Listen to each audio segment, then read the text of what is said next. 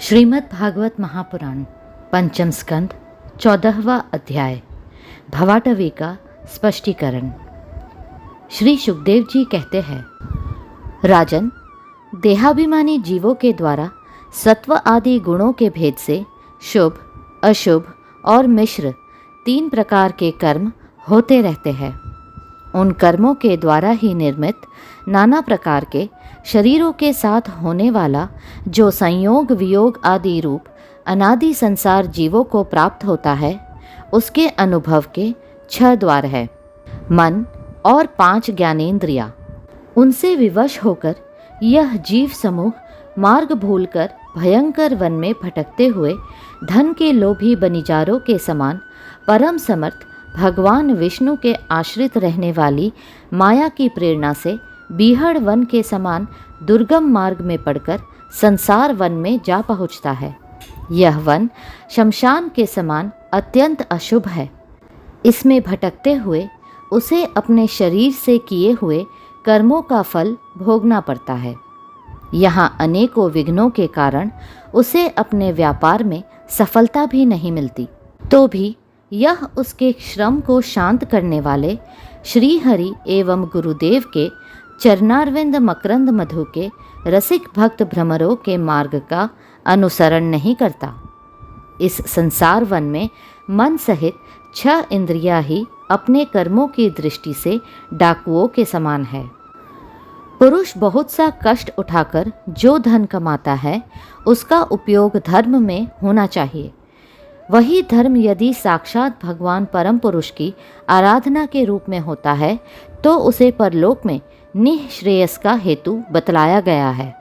किंतु जिस मनुष्य का बुद्धि रूप सारथी विवेकहीन होता है और मन वश में नहीं होता, उसके उस धर्मोपयोगी धन को ये मन सहित 6 इंद्रियां देखना, स्पर्श करना, सुनना, स्वाद लेना, सूंघना, संकल्प विकल्प करना और निश्चय करना, इन वृत्तियों के द्वारा गृहस्थोचित विषय भोगों में फंसाकर उसी प्रकार लूट लेती है, जिस प्रकार बेईमान मुखिया का अनुगमन करने वाले एवं असावधान बनिजारों के दल का धन चोर डाकू लूट ले जाते हैं। ये ही नहीं, उस संसार वन में रहने वाले उसके कुटुंबी भी, जो नाम से तो स्त्री पुत्र आदि कहे जाते हैं, किंतु कर्म जिनके साक्षात भेड़ियों और गीदड़ों के समान होते हैं, उस अर्थ लोलुप कुटुंबी के धन को उसकी इच्छा न रहने पर भी उसके देखते देखते इस प्रकार छीन ले जाते हैं, जैसे भेड़िए गडरियों से सुरक्षित भेड़ों को उठा ले जाते हैं। जिस प्रकार यदि किसी खेत के बीजों को अग्नि द्वारा जला न दिया गया हो, तो प्रतिवर्ष जोतने पर भी खेती का समय आने पर वह फिर झाड़ झंकार, लता और तृण आदि से गहन हो जाता है, उसी प्रकार यह गृहस्थ आश्रम भी कर्म भूमि है। इसमें भी कर्मों का सर्वथा उच्छेद कभी नहीं होता, क्योंकि यह घर कामनाओं की पिटारी है। उस गृहस्थ आश्रम में आसक्त हुए व्यक्ति के धन रूप बाहरी प्राणों को डांस और मच्छरों के समान नीच पुरुषों से तथा टिड्डी, पक्षी, चोर और चूहे आदि से क्षति पहुंचती रहती है। कभी इस मार्ग में भटकते भटकते यह अविद्या, कामना और कर्मों से कलुषित हुए अपने चित्त से दृष्टि दोष के कारण इस मृत्यु लोक को, जो गंधर्व नगर के समान असत है, सत्य समझने लगता है। फिर खान पान और स्त्री प्रसंग आदि व्यसनों में फंसकर मृग तृष्णा के समान मिथ्या विषयों की ओर दौड़ने लगता है।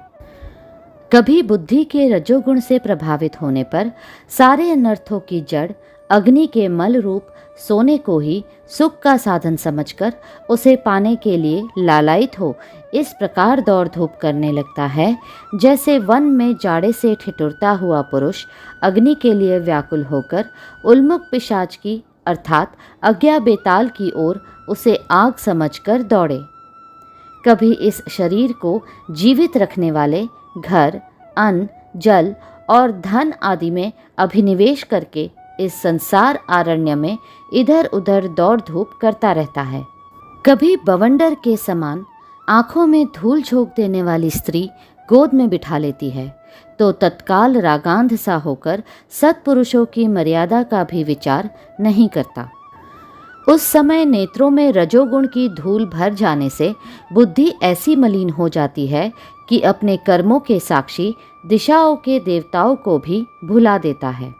कभी अपने आप ही एकाध बार विषयों का मिथ्यात्व जान लेने पर भी अनादिकाल से देह में आत्मबुद्धि रहने से विवेक बुद्धि नष्ट हो जाने के कारण उन मरुमरीचिका तुल्य विषयों की ओर ही फिर दौड़ने लगता है। कभी प्रत्यक्ष शब्द करने वाले उल्लू के समान शत्रुओं की और परोक्ष रूप से बोलने वाले झिंगुरों के समान राजा की अति कठोर एवं दिल को दहला देने वाली डरावनी डांट डपट से इसके कान और मन को बड़ी व्यथा होती है। पूर्व पुण्य क्षीण हो जाने पर यह जीवित ही मुर्दे के समान हो जाता है और जो कारस्कर एवं काकतुंड आदि जहरीले फलों वाले पाप वृक्षों इसी प्रकार की दूषित लताओं और विषैले कुओं के समान है तथा जिनका धन इस लोक और परलोक दोनों के ही काम में नहीं आता और जो जीते हुए भी मुर्दे के समान है, उन कृपण पुरुषों का आश्रय लेता है। कभी असत पुरुषों के संग से बुद्धि बिगड़ जाने के कारण सूखी नदी में गिरकर दुखी होने के समान इस लोक और परलोक में दुख देने वाले पाखंड में फंस जाता है। जब दूसरों को सताने से उसे अन्न भी नहीं मिलता, तब वह अपने सगे पिता पुत्रों को अथवा पिता या पुत्र आदि का एक दिन का भी जिनके पास देखता है, उनको फाड़ खाने के लिए तैयार हो जाता है। कभी दावानल के समान प्रिय विषयों से शून्य एवं परिणाम में दुखमय घर में पहुंचता है, तो वहां इष्ट जनों के वियोग आदि से उसके शोक की आग भड़क उठती है। उससे संतप्त होकर वह बहुत ही खिन्न होने लगता है। कभी काल के समान भयंकर राजकुल रूप राक्षस इसके परम प्रिय धन रूप प्राणों को हर लेता है, तो यह मरे हुए के समान निर्जीव हो जाता है। कभी मनोरथ के पदार्थों के समान अत्यंत असत पिता पितामह आदि संबंधों को सत्य समझकर उनके सहवास से स्वप्न के समान क्षणिक सुख का अनुभव करता है। गृहस्थ आश्रम के लिए जिस कर्म विधि का महान विस्तार किया गया है, उसका अनुष्ठान किसी पर्वत की कड़ी चढ़ाई के समान ही है। लोगों को उस ओर प्रवृत्त देखकर उनकी देखा देखी जब यह भी उसे पूरा करने का प्रयत्न करता है, तब तरह तरह की कठिनाइयों से क्लेशित होकर कांटे और कंकड़ों से भरी भूमि में पहुँचे हुए व्यक्ति के समान दुखी हो जाता है।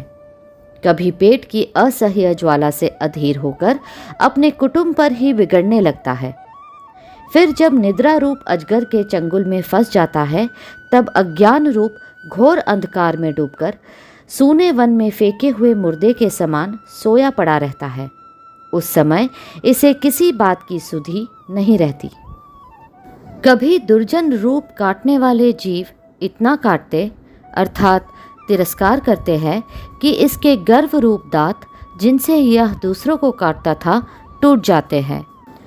तब इसे अशांति के कारण नींद भी नहीं आती तथा मर्म वेदना के कारण क्षण क्षण में विवेक शक्ति क्षीण होते रहने से अंत में अंधे की भांति यह नरक रूप अंधे कुएं में जा गिरता है। कभी विषय सुख रूप मधुकणों को ढूंढते ढूंढते जब यह लुक छिपकर परस्त्री या परधन को उड़ाना चाहता है, तब उनके स्वामी या राजा के हाथ से मारा जाकर ऐसे नरक में जा गिरता है जिसका और छोर नहीं है। इसी से ऐसा कहते हैं कि प्रवृत्ति मार्ग में रहकर किए हुए लौकिक और वैदिक दोनों ही प्रकार के कर्म जीव को संसार की ही प्राप्ति कराने वाले हैं। यदि किसी प्रकार राजा आदि के बंधन से छूट भी गया, तो अन्याय से अपहरण किए हुए उन स्त्री और धन को देवदत्त नाम का कोई दूसरा व्यक्ति छीन लेता है और उससे विष्णुमित्र नाम का कोई तीसरा व्यक्ति झटक लेता है। इस प्रकार वे भोग एक पुरुष से दूसरे पुरुष के पास जाते रहते हैं, एक स्थान पर नहीं ठहरते। कभी कभी शीत और वायु आदि अनेकों आधि दैविक, आधि भौतिक और आध्यात्मिक दुख की स्थितियों के निवारण करने में समर्थ न होने से यह अपार चिंताओं के कारण उदास हो जाता है। कभी परस्पर लेन देन का व्यवहार करते समय किसी दूसरे का थोड़ा सा दमड़ी भर अथवा इससे भी कम धन चुरा लेता है तो इस बेईमानी के कारण उससे वैर ठन जाता है। राजन, इस मार्ग में पूर्वोक्त विघ्नों के अतिरिक्त सुख दुख, राग द्वेष, भय, अभिमान, प्रमाद, उन्माद, शोक, मोह, लोभ, मात्सर्य, ईर्ष्या, अपमान, क्षुधा पिपासा, आधि व्याधि, जन्म, जरा और मृत्यु आदि और भी अनेकों विघ्न है। इस विघ्न बहुल मार्ग में इस प्रकार भटकता हुआ यह जीव किसी समय देव माया रूपिणी स्त्री के बाहुपाश में पड़कर विवेकहीन हो जाता है। तब उसी के लिए विहार भवन आदि बनवाने की चिंता में ग्रस्त रहता है तथा उसी के आश्रित रहने वाले पुत्र, पुत्री और अन्यान्य स्त्रियों के मीठे मीठे बोल, चितवन और चेष्टाओं में आसक्त होकर उन्हीं में चित्त फंस जाने से वह इंद्रियों का दास अपार अंधकारमय नरकों में गिरता है। कालचक्र साक्षात भगवान विष्णु का आयुध है। यह परमाणु से लेकर द्विपरार्ध पर्यंत क्षणघटी आदि अवयवों से युक्त है। वह निरंतर सावधान रहकर घूमता रहता है। जल्दी जल्दी बदलने वाली बाल्य, यौवन आदि अवस्थाएं ही उसका वेग है। उसके द्वारा वह ब्रह्मा से लेकर शूद्रतिशूद्र तृण पर्यंत सभी भूतों का निरंतर संहार करता रहता है। कोई भी उसकी गति में बाधा नहीं डाल सकता। उससे भय मानकर भी जिनका यह काल चक्र निज आयुध है, उन साक्षात भगवान यज्ञ पुरुष की आराधना छोड़कर यह मंदमती मनुष्य पाखंडियों के चक्कर में पड़कर उनके कंक, गिद्ध, बगुला और बटेर के समान आर्य शास्त्र बहिष्कृत देवताओं का आश्रय लेता है, जिनका केवल वेद बाह्य अप्रामाणिक आगमों ने ही उल्लेख किया है। ये पाखंडी तो स्वयं ही धोखे में है। जब यह भी उनकी ठगाई में आकर दुखी होता है तब ब्राह्मणों की शरण लेता है, किंतु उपनयन संस्कार के अनंतर श्रोत स्मार्त कर्मों से भगवान यज्ञ पुरुष की आराधना करना आदि जो उनका शास्त्रोक्त आचार है, वह इसे अच्छा नहीं लगता। इसलिए वेदोक्त आचार के अनुकूल अपने में शुद्धि न होने के कारण यह कर्म शून्य शूद्र कुल में प्रवेश करता है, जिसका स्वभाव वानरों के समान केवल कुटुंब पोषण और स्त्री सेवन करना ही है। वहाँ बिना रोक टोक स्वच्छंद विहार करने से इसकी बुद्धि अत्यंत दीन हो जाती है और एक दूसरे का मुख देखना आदि विषय भोगों में फंसकर इसे अपने मृत्यु काल का भी स्मरण नहीं होता। वृक्षों के समान जिनका लौकिक सुख ही फल है, उन घरों में ही सुख मानकर वानरों की भांति स्त्री पुत्र आदि में आसक्त होकर यह अपना सारा समय मैथुन आदि विषय भोगों में ही बिता देता है। इस प्रकार प्रवृत्ति मार्ग में पड़कर सुख दुख भोगता हुआ यह जीव रोग रूपी गिरी गुहा में फंसकर उसमें रहने वाले मृत्यु रूप हाथी से डरता रहता है। कभी कभी शीत, वायु आदि अनेक प्रकार के आधि दैविक, आधि भौतिक और आध्यात्मिक दुखों की निवृत्ति करने में जब असफल हो जाता है, तब उस समय अपार विषयों की चिंता से यह खिन्न हो उठता है। कभी आपस में क्रय विक्रय आदि व्यापार करने पर बहुत कंजूसी करने से इसे थोड़ा सा धन हाथ लग जाता है। कभी धन नष्ट हो जाने से जब इसके पास सोने, बैठने और खाने आदि की भी कोई सामग्री नहीं रहती, तब अपने अभीष्ट भोग न मिलने से यह उन्हें चोरी आदि बुरे उपायों से पाने का निश्चय करता है। इससे इसे जहाँ तहाँ दूसरों के हाथ से बहुत अपमानित होना पड़ता है। इस प्रकार धन की आसक्ति से परस्पर वैर भाव बढ़ जाने पर भी यह अपनी पूर्व वासनाओं से विवश होकर आपस में विवाह आदि संबंध करता और छोड़ता रहता है। इस संसार मार्ग में चलने वाला यह जीव अनेक प्रकार के क्लेश और विघ्न बाधाओं से बाधित होने पर भी मार्ग में जिस पर जहाँ आपत्ति आती है अथवा जो कोई मर जाता है उसे जहाँ का तहाँ छोड़ देता है तथा नए जन्मे हुओं को साथ लगाता है। कभी किसी के लिए शोक करता है, किसी का दुख देखकर मूर्छित हो जाता है, किसी के वियोग होने की आशंका से भयभीत हो उठता है, किसी से झगड़ने लगता है, कोई आपत्ति आती है तो रोने चिल्लाने लगता है, कहीं कोई मन के अनुकूल बात हो गई तो प्रसन्नता के मारे फूला नहीं समाता, कभी गाने लगता है और कभी उन्हीं के लिए बंधने में भी नहीं हिचकता। साधुजन इसके पास कभी नहीं आते, यह साधु संग से सदा वंचित रहता है। इस प्रकार यह निरंतर आगे ही बढ़ रहा है। जहाँ से इसकी यात्रा आरंभ हुई है और जिसे इस मार्ग की अंतिम अवधि कहते हैं, उस परमात्मा के पास यह अभी तक नहीं लौटा है। परमात्मा तक तो योग शास्त्र की भी गति नहीं है। जिन्होंने सब प्रकार के दंड अर्थात शासन का त्याग कर दिया है, वे निवृत्ति परायण संयतात्मा मुनिजन ही उसे प्राप्त कर पाते हैं। जो दिग्गजों को जीतने वाले और बड़े बड़े यज्ञों का अनुष्ठान करने वाले राजर्षि हैं, उनकी भी वहाँ तक गति नहीं है।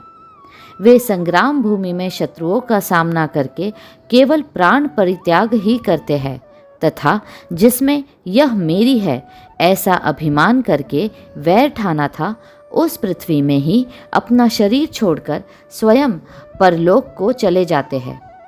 इस संसार से वे भी पार नहीं होते। अपने पुण्य कर्म रूप लता का आश्रय लेकर यदि किसी प्रकार यह जीव इन आपत्तियों से अथवा नरक से छुटकारा पा भी जाता है तो फिर इसी प्रकार संसार मार्ग में भटकता हुआ इस जन समुदाय में मिल जाता है। यही दशा स्वर्ग आदि ऊर्ध्व लोकों में जाने वालों की भी है। राजन, राजर्षि भरत के विषय में पंडित जन ऐसा कहते हैं, जैसे गरुड़ जी की होड़ कोई मक्खी नहीं कर सकती, उसी प्रकार राजर्षि महात्मा भरत के मार्ग का कोई अन्य राजा मन से भी अनुसरण नहीं कर सकता। उन्होंने पुण्य कीर्ति श्री हरि में अनुरक्त होकर अति मनोरम स्त्री, पुत्र, मित्र और राज्य आदि को युवा अवस्था में ही विष्ठा के समान त्याग दिया था। दूसरों के लिए तो इन्हें त्यागना बहुत ही कठिन है। उन्होंने अति दुस्त्यज पृथ्वी, पुत्र, स्वजन, संपत्ति और स्त्री की तथा जिसके लिए बड़े बड़े देवता भी लालायित रहते हैं, किंतु जो स्वयं उनकी दया दृष्टि के लिए उन पर दृष्टिपात करती रहती थी, उस लक्ष्मी की भी लेश मात्र इच्छा नहीं की। यह सब उनके लिए उचित ही था, क्योंकि जिन महानुभावों का चित्त भगवान मधुसूदन की सेवा में अनुरक्त हो गया है, उनकी दृष्टि में मोक्ष पद भी अत्यंत तुच्छ है। उन्होंने मृग शरीर छोड़ने की इच्छा होने पर उच्च स्वर से कहा था कि धर्म की रक्षा करने वाले, धर्म अनुष्ठान में निपुण, योग गम्य, सांख्य के प्रतिपाद्य, प्रकृति के अधीश्वर, यज्ञ मूर्ति सर्व अंतर्यामी श्री हरि को नमस्कार है। राजन, राजर्षि भरत के पवित्र गुण और कर्मों की भक्तजन भी प्रशंसा करते हैं। उनका यह चरित्र बड़ा कल्याणकारी, आयु और धन की वृद्धि कराने वाला, लोक में सुयश बढ़ाने वाला और अंत में स्वर्ग तथा मोक्ष की प्राप्ति कराने वाला है। जो पुरुष इसे सुनता या सुनाता है और इसका अभिनंदन करता है, उसकी सारी कामनाएं स्वयं ही पूर्ण हो जाती है। दूसरों से उसे कुछ भी नहीं मांगना पड़ता। अगला अध्याय शीघ्र ही साझा होगा। कृपया करके लाइक, सब्सक्राइब और शेयर करें। हरे कृष्णा कृष्णा कृष्णा हरे